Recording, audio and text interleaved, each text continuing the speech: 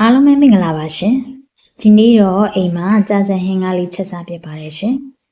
ချက်နီးလေးကလည်းလွယ်ကူရွှေ့ရှင်းပြီးအရသာကလည်းလေးလေးပင်ပင်လေးနဲ့စားလို့လည်းအရန်ကောင်းတာမို့ချက်နီးလေးကိုသိရအောင်လို့ဗီဒီယိုလေးကိုအဆုံးထိကြည့်ပေးကြပါအောင်ရှင်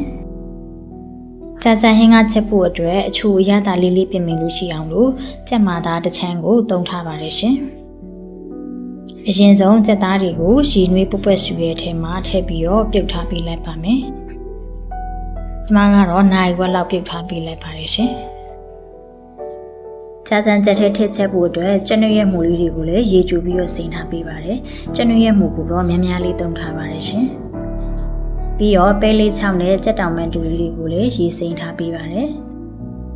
ဟင်းစီတက်ဖို့အတွက်ကိုတော့ကြက်သွန်ဖြူနဲ့ချင်းကိုနှုတ်နှုတ်လေးဆင်ထားပေးပါတယ်ရှင်။ကြာစံကြက်ထဲထည့်စားဖို့အတွက်ငဖဲနန်းနန်းမင်းနဲ့တံမြာတီတို့လိုအပ်ပါတယ်။ငုံကိုတော့ဟင်းရည်တွေကိုထည့်ချက်ဖို့အတွက်ပြုတ်ပြီးတော့အခွန်နှွာထားပေးပါတယ်ရှင်။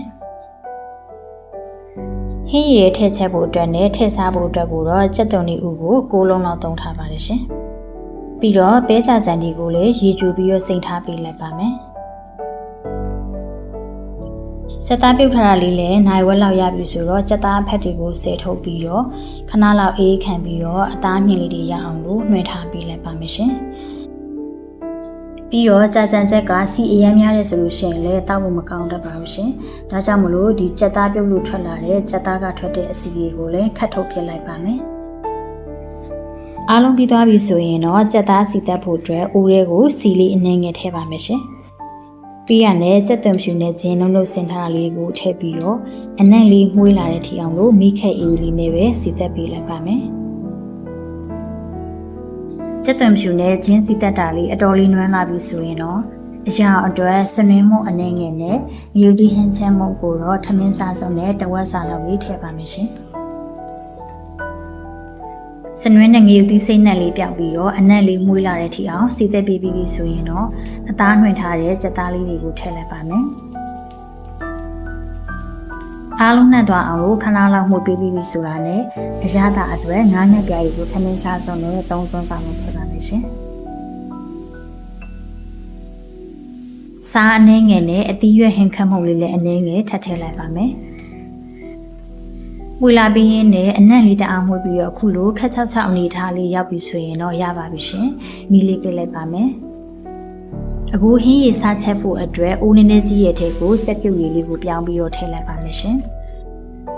ကျမကတော့ကြက်သားနှွှင်ထားတဲ့ကြက်ရိုးလေးတွေကိုပါတစ်ခါတည်းထည့်ပြီးတော့ချက်လိုက်ပါတယ်။ပြီးရနဲ့ဦးကကြက်သားစီတက်ထားတာလေးကိုပါတစ်ခါတည်းထည့်လိုက်ပါမယ်ရှင်။နောက်ထပ်လိုအပ်တဲ့ရေပမာဏကိုတော့ရေနွေးစုပြီးသားကိုပဲထပ်ပြီးတော့ထည့်လိုက်ပါတယ်။ကျမကတော့နောက်ထပ်ရေကို1လီတာခွဲလောက်ထပ်ထည့်လိုက်ပါတယ်ရှင်။ကျမအခုချက်တဲ့ပမာဏဆိုရင်တော့လူ9ယောက်6ယောက်လောက်ကိုဝဝလင်းလင်းစားလို့ရပါတယ်ရှင်။ပြီးရနဲ့အဖုံးလေးအုပ်ပြီးတော့ဒီဟင်းရည်လေးပုတ်ပွက်ဆူလာတဲ့အထိအောင်လို့တည်ထားပေးလိုက်ပါမယ်။ဟင်းရည်လေးစုပွက်လာပြီဆိုတာနဲ့ကြက်သွန်ဒီဥလေးတွေကိုထည့်လိုက်ပါမယ်။ကျနွရဲ့မှုလေးကိုလည်းတစ်ခါတည်းထည့်လိုက်ပါမယ်ရှင်။ကြက်သွန်ဦးနဲ့ကျနွရဲ့မှုထည့်ပြီး9မိနစ်လောက်ကြာပြီဆိုတော့မှကြက်တောင်မန်တူနဲ့ပဲလေး6လေးတွေကိုထည့်ပေးပါတယ်ရှင်။ကြာစံဟင်းကချက်တယ်ဆိုရင်တော့ပုံမှန်အားဖြင့်ပန်း6လေးတွေကထည့်ချက်ရပါတယ်ရှင်။ဒါပေမဲ့ကျမတော့ပန်း6ကိုတိတ်မကြိုက်တာမို့လို့မထည့်ထားပါဘူး။အစာပလာလေးတွေအားလုံးထည့်ပြီးသွားပြီဆိုရင်တော့ဟင်းရည်လေးနောက်တစ်ချိန်ပွက်လာတဲ့အထိအောင်လို့တည်ထားပေးလိုက်ပါမယ်။ဟင်းရည်လေးပွက်လာပြီဆိုတာနဲ့လိုအပ်တဲ့အရာသာလေးထပ်ထည့်ပေးပါတယ်။အနှဲငယ်ပေါ်တာမို့လို့စားအနှဲငယ်ဟင်းခတ်မုံနဲ့ငံပြားရည်လေးအနှဲငယ်ထပ်ထည့်ပါတယ်ရှင်။အရာသာမြည်ကြည့်ပြီးအရာသာလည်းကိုယ်စိတ်ကြိုက်ဖြစ်ပြီးဟင်းရည်လည်းကိုလိုချင်တဲ့အနေထားရအောင်တည်ပြီးသွားပြီဆိုရင်တော့နောက်ဆုံးကျရင်တော့ပဲစာစံလေးထည့်လိုက်ပါမယ်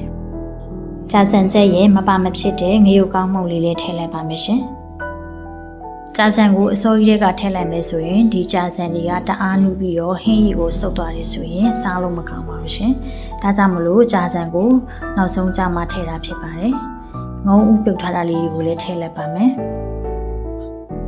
ကြာစံထည့်ပြီးသွားလို့9မိနစ်လောက်တည်ပြီးပြီဆိုရင်တော့ရပါပြီရှင်။